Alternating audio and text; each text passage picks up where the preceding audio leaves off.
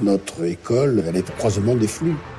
C'est-à-dire elle est au croisement des bateaux, au croisement des passerelles autoroutières, au croisement des routes, au croisement des voies. Elle est aussi au croisement de deux Euroméditerranées. Ce quartier, c'est aussi un lieu qui est devenu l'Eldorado de l'immobilier. On est dans un immobilier spéculatif qui n'est pas porteur d'identité.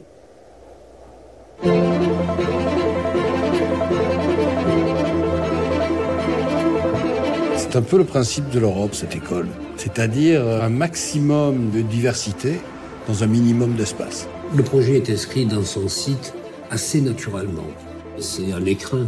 L'important, c'est que les élèves se trouvent dans un lieu qui les imprégnera durablement, qui forme identité. Cette identité, elle porte sur deux territoires, dehors, dedans. Dehors, on est dans une écriture du reflet de l'horizon marin. C'est pas une enceinte qui emprisonne, c'est une enceinte qui s'ouvre. Dedans, il s'agit d'un écrin de verdure. On voit une surface végétalisée très importante, des espaces de confort, des espaces de sérénité, des espaces où l'on n'entend plus la rumeur de la ville. C'est très important que ce projet protège nos enfants, protège nos enseignants également, par la réalité d'un périmètre scolaire sécurisant.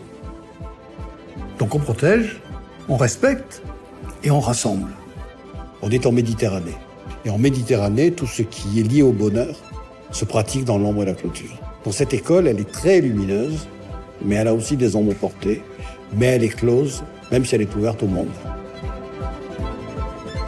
On est sur un projet fait in situ, avec des technologies de proximité. On est dans un engagement environnemental qui ne soit pas un discours creux, mais qui soit un discours de combat, un discours de réalité. Le jardin, c'est non seulement le lieu naturel autour duquel s'organisent les espaces bâtis, mais c'est le paradigme profond de ce qui intéresse les enfants. Lorsque je dessine quelque chose, je le réalise de manière extrêmement fidèle. Le MUSEM en est un exemple. Et le prochain exemple sera cette école internationale. Pourquoi ne pas aussi avancer ce rêve que cette école internationale devienne populaire? Parce que je fais une architecture populaire et qui est souvent iconique, qui touche le cœur des gens.